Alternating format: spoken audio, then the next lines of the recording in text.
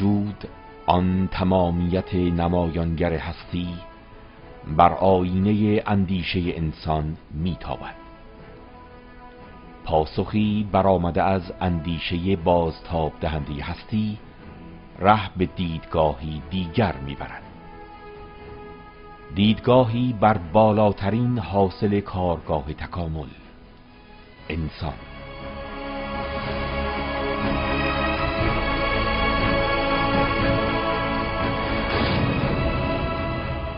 انسان چیست؟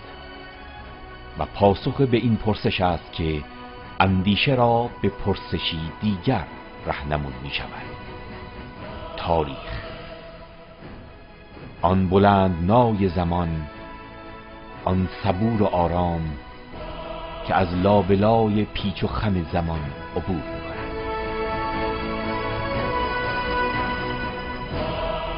آن نیروی شگفت حرکت دهنده تاریخ کدام است؟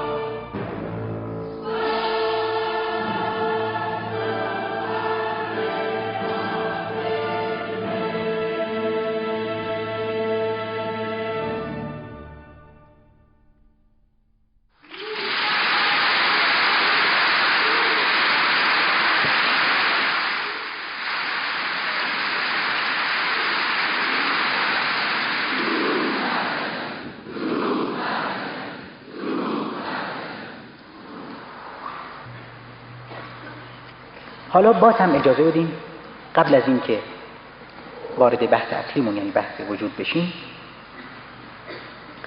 من مقدمه‌ای در مورد ایدئولوژی و نظام عقیدتی اسلام بگم. این مقدمه از اون جهت ضروری است که یک شما یا تصویر کلی از تمامی بحث‌هایی که در پیش داریم داده باشه. گفتیم که هر ایدئولوژی و به ویژه ایدئولوژی‌های ناب و یک دست بایستی به اون سه تا مسئله اساسی پاسخگو باشند که اساسی ترین اونها مسئله وجود یا تبیینی از کل جهان و کل هستی هست.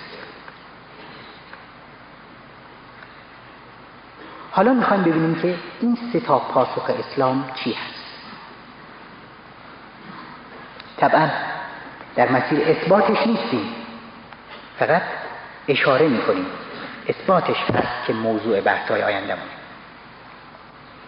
خب ما میدونیم که اصول دین اسلام بر سه اصل اساسی متکیه. یک، توحید. اینو همه میدونیم.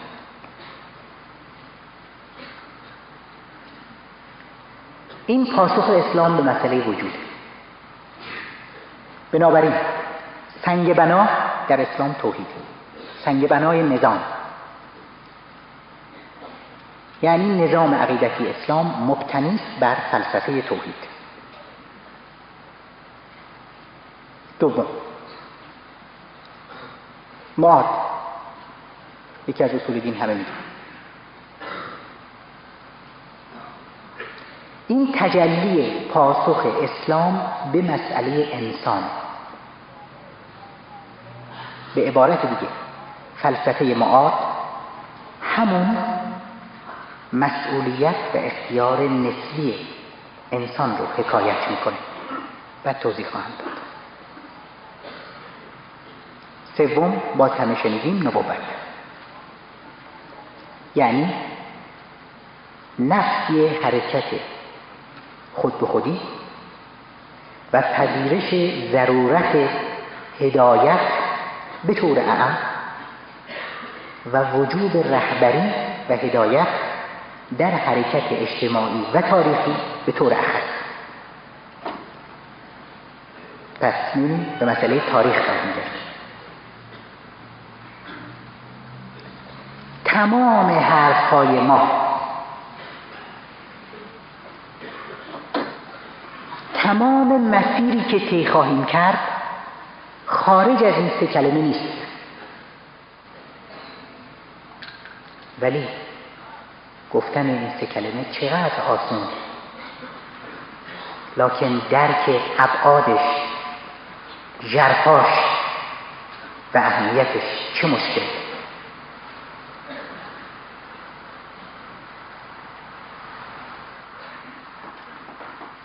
تمام تفاوت‌های ما با سایر مکاتب هم به یکی از این سه کلمه برمیگرده و این کلمه اصلی توحید.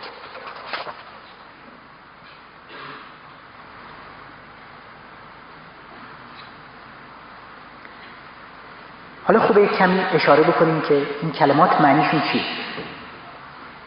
چطوری پاسخ میدن.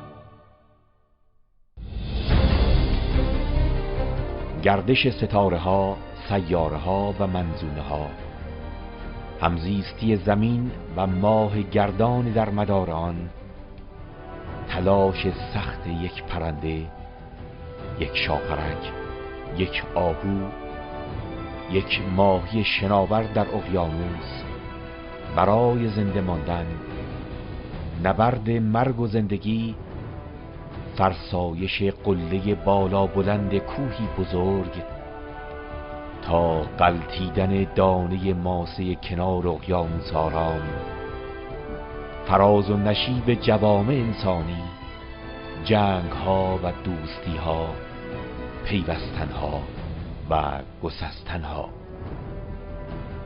نبرد ازداد وجهی مشترک در تمامی پدیده های دنیای مادی ماست. اما پرسش اینجاست که این نبرد چه سمتی دارد؟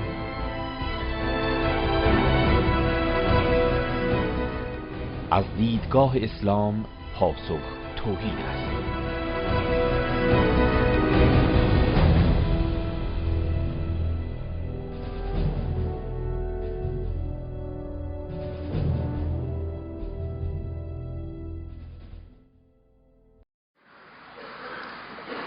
توحید یعنی اصالت دادن به وحدت در کل نظام هستی، یعنی تضادها رو چه در بنیاد و چه در سرانجامشون در چارچوب وحدت دیدن، یعنی تضادها وسیله نیل به وحدتند و وحدت سرانجام و عاقبت تضادهاست.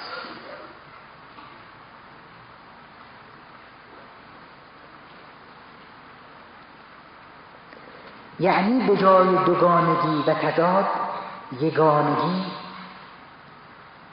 و یکتایی که اصالت داره. چنانکه بعداً خواهیم دید این مطلب دقیقاً به معنای اعتقاد به یک سمت واحد، هدف واحد، مقصد واحد در کل وجوده که خودش حکایت میکنه از یک وجود متعال، مطلق، منزه و یکتا و قادر و ذی شعور. اسمش رو هرچی میخوایم بگذاریم، خدا.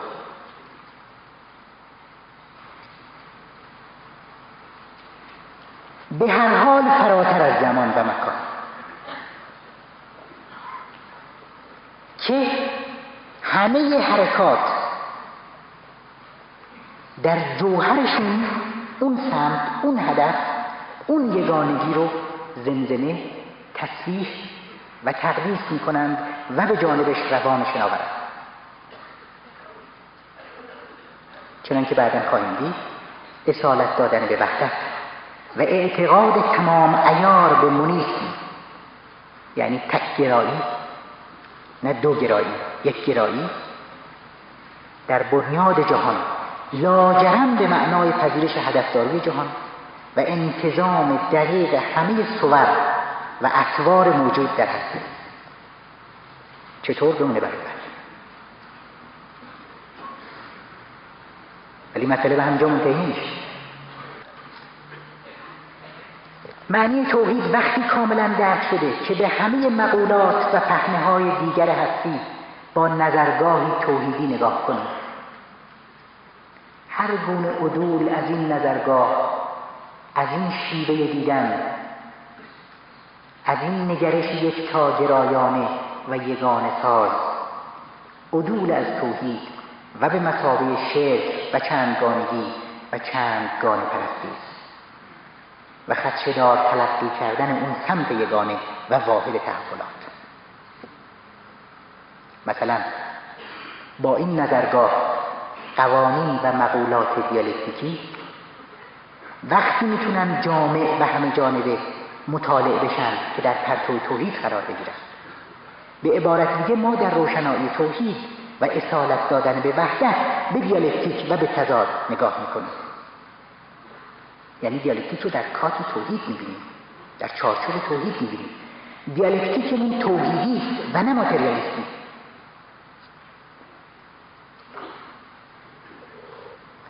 بدون چنین چارچوبی تکامل هرگز به معنای دقیق کلمه مفهوم نخواهد داشت. اگر سمت واحد و رو به بالا رو نبینیم، وقتی به تفسیر حرکت که اصل اول دیالکتیک در کل جهان بنشینیم، تکاملی نخواهد بود، یا قهقرایی است و یا دوری. حال اینکه امروز هر انقلابی پذیرفته که مجموعه حرکات جهان رو بایستی تکاملی بررسی کرد، رو به بالا، بالایی هست. این یکی از مفاهیم توحید در ابعاد وجود شناسانه و به اصطلاح آنتولوژیک هست.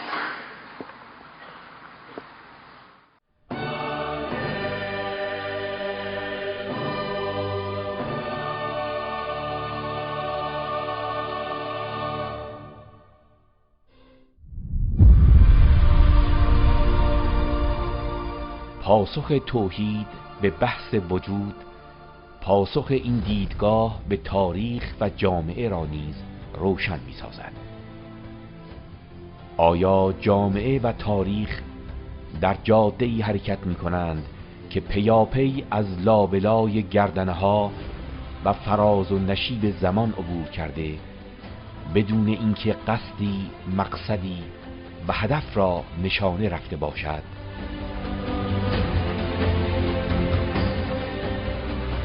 آیا قطار جامعه و تاریخ در ریل‌های جبری کور حرکت کرده، هیچ سوزنبانی نمیتواند بر مسیر حرکت آن تأثیر گذاشته آن را هدایت و رهبری کند؟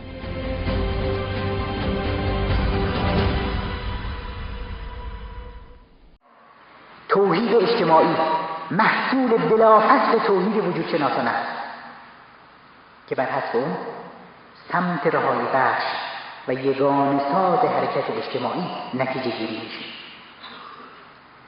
یعنی حرکت تاریخ و جامعه به جانب امحاء تضادهای طبقاتی و وصول به جامعه بدون طبقه توحیدی است و دستیابی به عالی‌ترین علل قسط و یگانگی.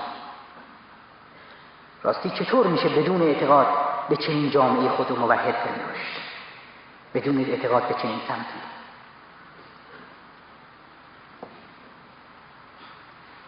و از آرمان یگانگی انسان با جوهر هستی، یعنی با خدا و اجتماع دم زد.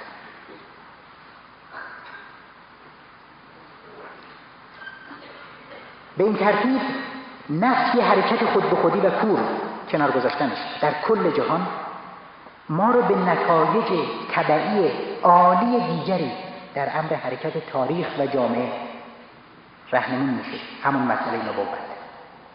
بر حسب این اصل صرف نظر از مبانی اقتصادی و اکونومیک، تکامل جامعه و تاریخ مستلزم حضور عنصر رهبری کننده، عنصر آگاه، عنصر ایدئولوژیک و سیاسی هست. یعنی چی؟ یعنی حرکت اینطوری نیست که زیربنا خودش بیاد و کارها و مسائل رو حل کنه. تکامل تاریخ تماماً جبری و غیر آگاهانه نیست. با مسامحه اگر کلمات زیربنا و روبنا رو به کار بریم، ولو اینکه زیربناش جبری و غیر ارادی است، ولی روبناش آگاهانه و ارادی است، و این همون رسالت و مسئولیت انسان. و از همین جاست که رسالت انبیا و مسئولیت احزاب و اقشار آگاه و پیشتازها در میاد.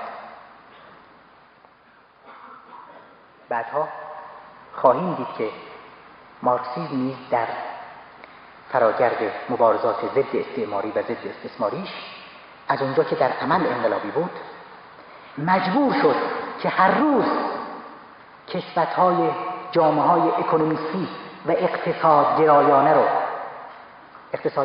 صرف رو از تن بیرون بیاره و سرانجام به قول خودشون در اوج تکامل لنینیش ضرورت رهبری و هدایت و نقش عنصر آگاه و حزب رو روش تأکید بکن، پذیرا بشه و تأکید بکن.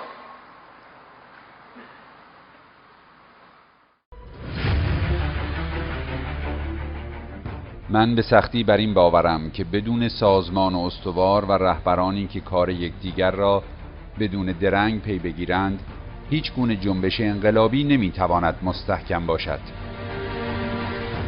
هرچقدر دامنه توده‌ای که برای مبارزه برمیخیزد گسترده تر باشد، همانقدر نیاز به چنین سازمان پیشتازی بیشتر می‌گردد.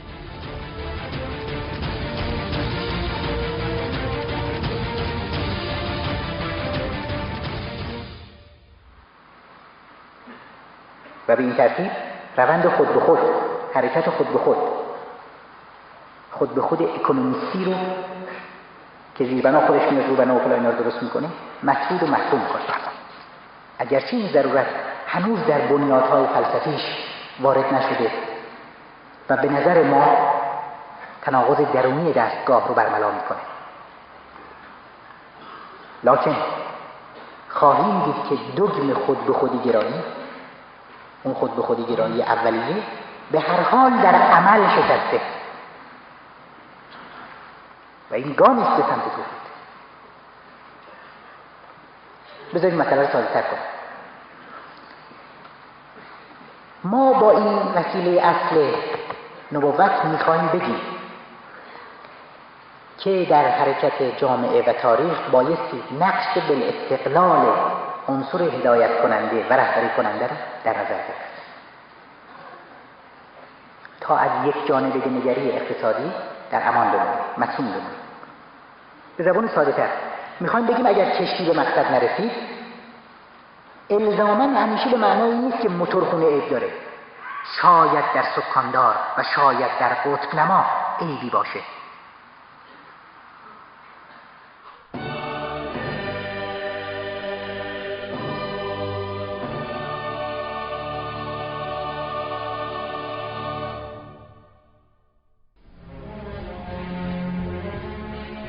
در مورد نگرش به انسان دو دیدگاه وجود دارد: یک جبری، دو اختیاری.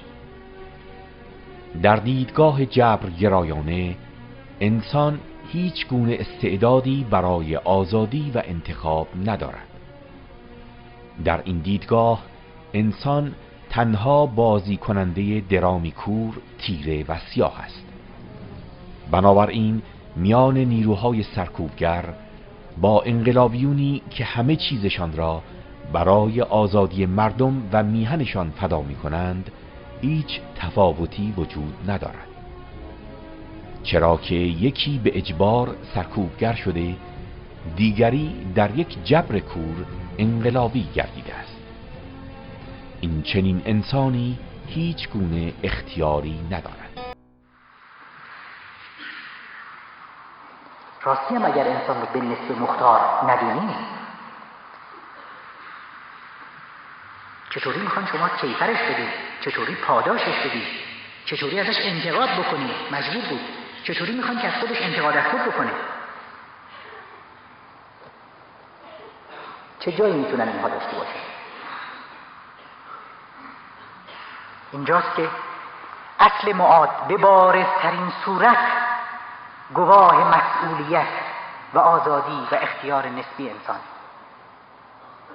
یعنی میخوایم بگیم آقا انسان میتونه دارای این استعداد هست که جبرهای کور محیطی، غریزی و اجتماعی رو بشکنه و به طور نسبی از اونها آزاد بشه و به رهایی و یگانگی هرچه بیشتری دست بیابه.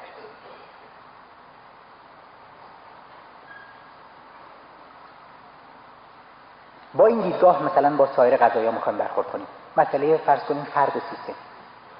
خب شرط تکامل سیستم فرد، شرط تکامل فرد سیستم. سیستم رو فرد ساخته، فرد و سیستم. این دور در کجا میشکنه؟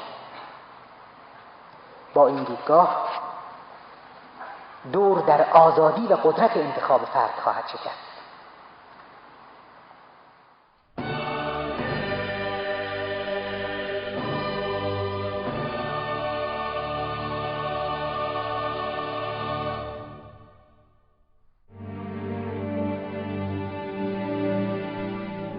در جهان امروز در کلی‌ترین صورت به انسان از دریچه دو دیدگاه نگریسته می شود. دو دیدگاهی که بر روی طیفی فرضی در دو طرف آن قرار دارند.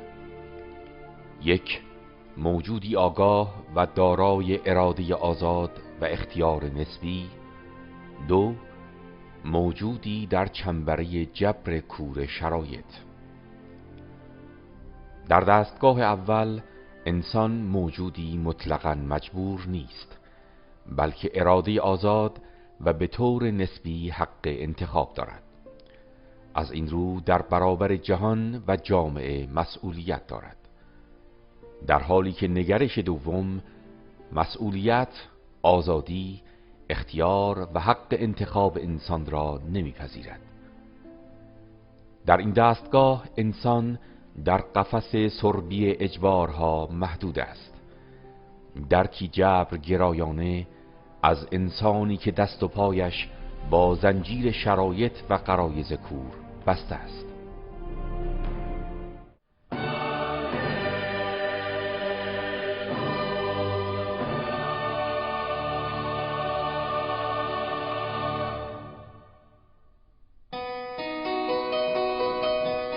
امروزه در برخی کشورها ساختار آموزشیشان بر پایه بینش ماتریالیسم مکانیک است.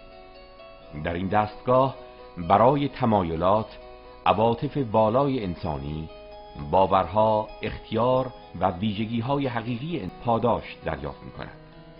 سپس به مرور و بر اثر تکرار شرطی شده دیگر بدون انتخاب آگاهانه گام بر آن مسیر می‌گذارد. در این دستگاه تأکید بیشتر بر روی آزمون و بالا بردن هوش است تا فهم و ادراک انسانی.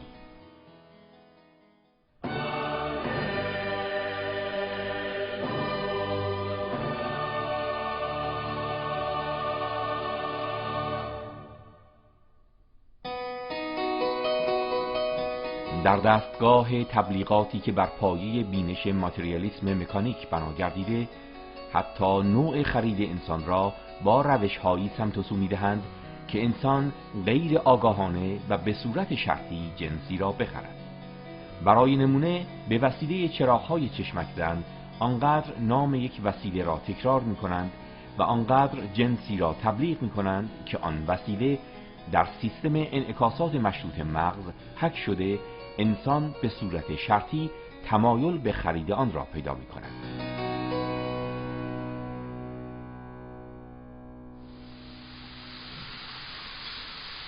نتیجتاً ما یک تعلیم تربیت، یک پداگوژی خواهیم داشت در این انسان شناسی و در این ایدئولوژی و در این نظام عقیده.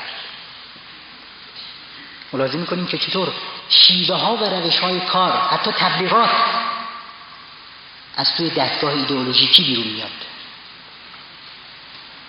و چه ارتباط تنگاتنگی میان اینها وجود داره.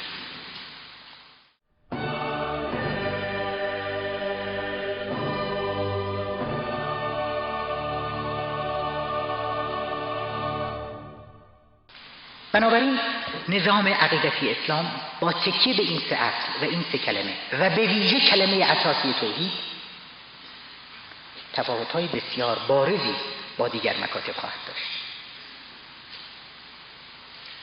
البته به شرط اینکه مطالب لوث نشن، عامیانه نشن، ابعاد و معانی جامع این توحید و نبوت و معاد اینها درک بشن که منظور چیه. همه حرفای ما همین سه کلمه است.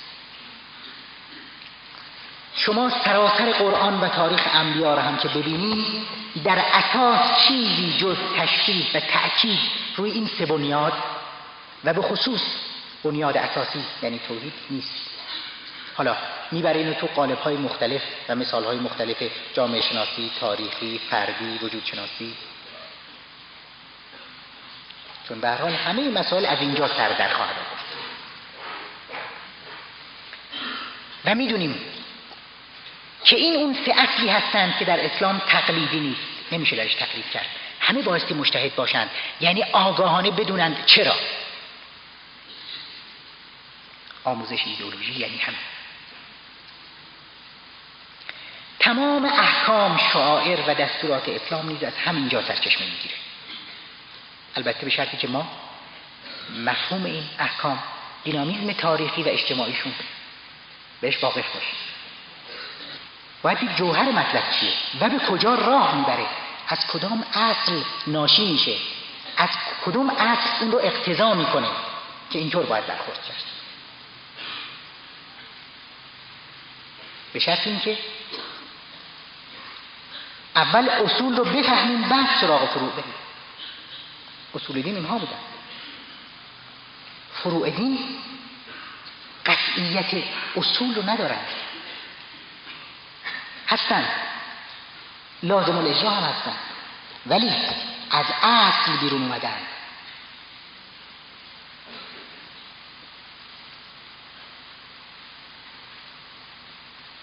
بنابراین باید این احکام و دستورات رو فهم کرد، جوهرشون رو که چی هستند و چی میخوان ارائه کنند و به چی راه میبرند.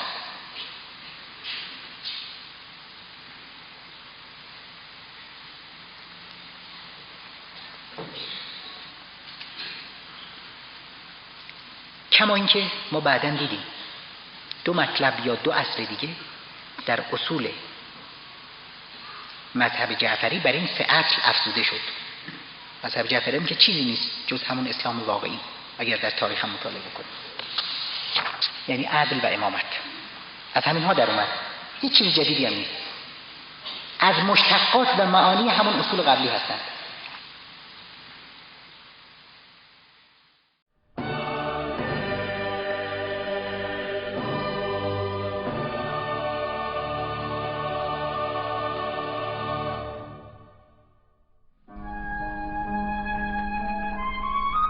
عدل مشتق از توحید است.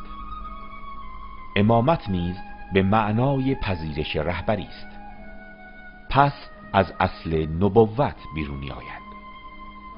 حال پرسش اینجاست که چرا این دو اصل بر سه اصل پایه اسلام افزوده شد؟ برای پاسخ باید در شرایط دوران پس از پیامبر درنگ کنیم.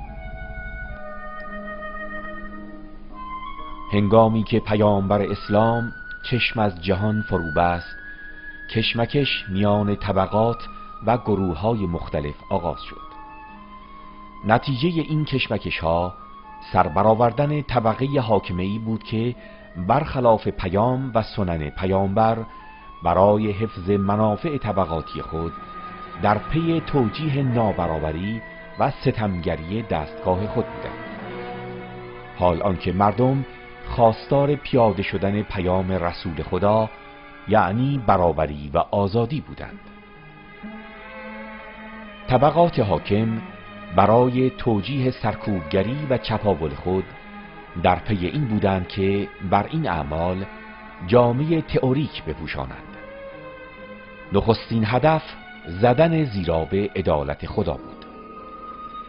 طبقات ستمگر حاکم می‌خواستند مردم را به این باور برسانند که خدا فعال مایشاء است و به باور آنها این خدا نیازی ندارد عادل باشد.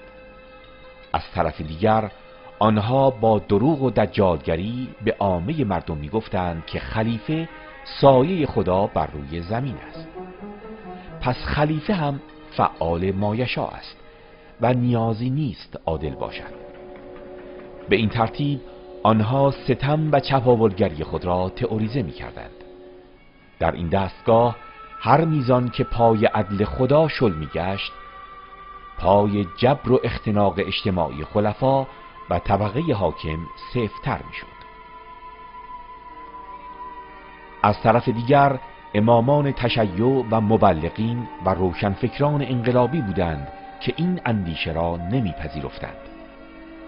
آنها میگفتند که خدای واحد و صمد نمیتواند خدایی ستمگر باشد. توحید در معنای ژرف خود از عدل و حکمت جدا نیست. در چنین وضعیتی ارتجاع اموی و زمینداران عباسی از آنجا که در برابر مطامع ستمگرانه و چپاولگری های خود امامان شیعه را می‌دیدند، در پی این برآمدند تا زیرا به رهبری امامان را بزنند. از این رو آنها دست به کار شدند تا از تأمیم سیاسی اجتماعی نبوت که در آن روزگار در امامان شیعه تجلی می‌یافت جلوگیری کنند.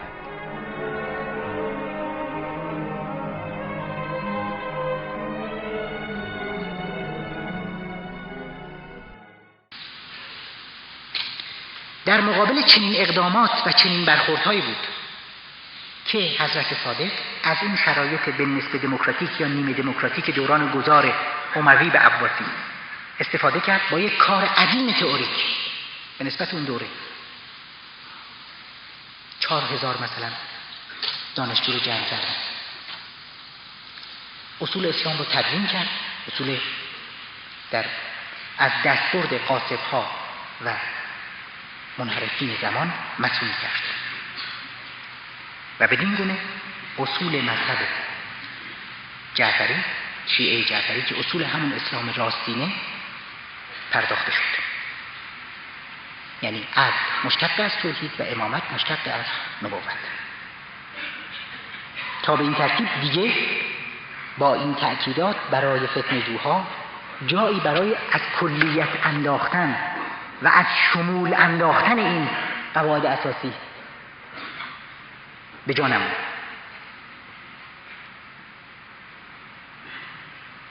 برای چی؟ برای اینکه خلفا با نبوت که تأمین پیدا نکنه و بر سر حقوق عمومی پافشاری نکنه درگیری نداشتن.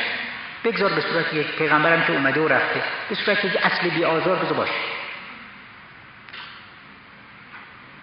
و اینطور بود که اسلام راستین برای مشخص شدن مرزهاش با اسلام خلفا، اسلام ستمکارها، اسلام یزیدیها و به جهت تخصیص و مشخص شدن شیعه جعفری نام گرفت. کما اینکه امروز وقتی ما در اعلامیه‌های رسمیمون وقتی میگیم بعد از نام خدا نام خلق رو میاریم، این نیست که بخوایم چیز جدیدی آورده باشیم خلق رو مثلا به جای خدا بگذاریم. تأکید و تصریح به این خاطره که نشون بدیم خدای مورد پرستشمون خدای خلق هاست، خدای آزادی خلق ها،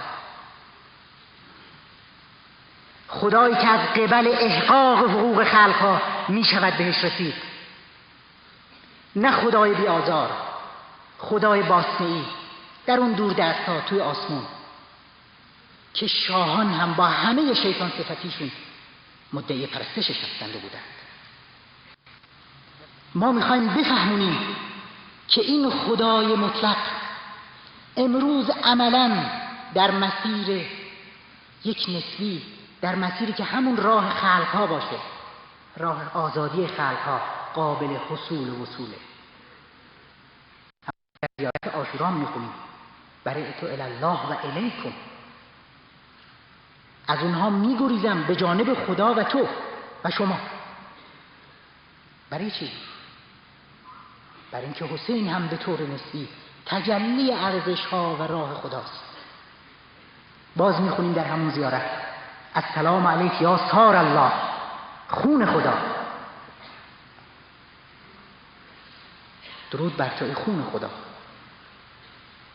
بله، این هاست سیمای درخشان اسلام، اسلام واقعی، پاک، راستین، انقلابی و مردمی.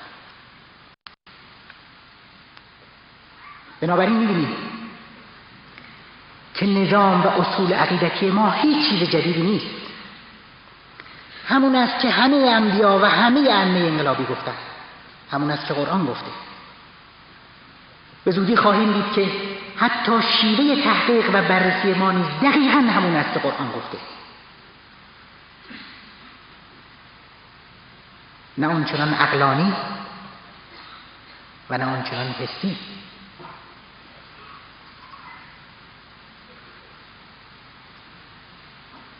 بنابراین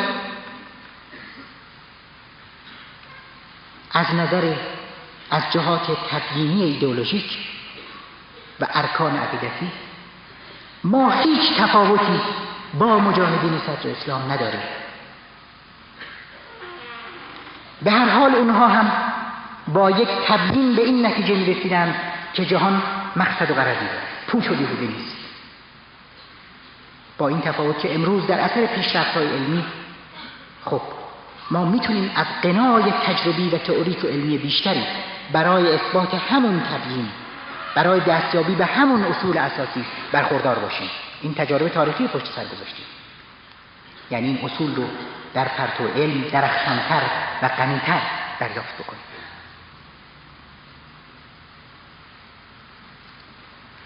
پس بنابراین سراسر کار ما بیشتر از همون 3 کلمه نیست.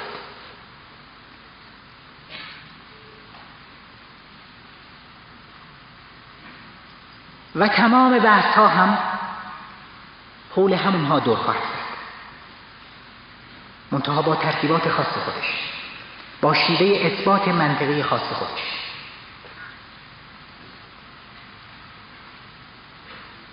و اگر ما بر سر هر کدوم از اونها، به خصوص مبحث وجود که از نشست آینده آغاز خواهیم کرد، فی الواقع آگاهانه انتخاب بکنیم، به اصطلاح قدما مجتهد بشیم در موردش، با اجتهاد، با جد و جهد و سعی و آگاهی بهش برسیم، بلا شک بنای عقیدتمون آسیب ناپذیر خواهد بود. برای اینکه وقتی واقعاً به ترتیب درست وارد مطلب بشیم،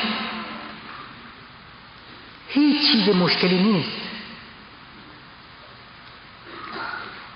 فلسفه تا اونجا ارزشمنده و تا اونجا مردمی است که ساده و همه کس فهم و در خدمت توده های مردم باشه.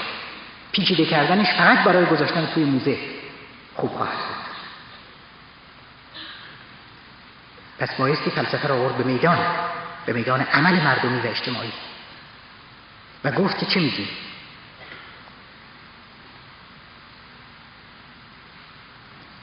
وقتی وارد بحث شدیم خواهیم دید که اونقدر نمونه های مشخص و قاطع وجود داره که جایی ابداً برای خدشه‌دار شدن این بنا یا لغزیدن هر کدوم از سنگ‌هاش وجود نخواهد داشت.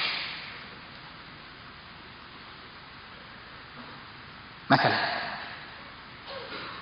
به ترتیبی که من گفتم یا به هر ترتیب دیگه که دستگاه نظری ماتریالیستی رو دیدیم، فرض کنیم دینی مثل اسلام رو بگذاریم جلوش. جواب داد چه بهتر. ولی اگر نداد معلوم میشه که سیستم های غنی‌تری مورد نیاز هستند که بایستی به اونها رسید. و به هر حال ما اگر این کلمات سگانه رو و به خصوص کلمه اصلی ترین رو درست درک بکنیم با همه ابعادش، یا به اصطلاح مسیرش رو درست درک بکنیم، اون وقت میشه گفت که ما آگاهانه و ارادی دیگه ایدئولوژیمون رو انتخاب کردیم، دیگه به صورت ارثی یا جغرافیایی این مکتب رو به دست نیاوردیم و به همین دلیل برامون عزیز و گرامی خواهد بود. عزت و گرامی بودنی که در کوره نبرد، در میدان سهمگین مبارزات ضد استعماری و ضد بشری روز به روز آب دیده تر خواهد شد و همچون پولاد در مقابل هر ضربه‌ای مقاومت خواهد کرد.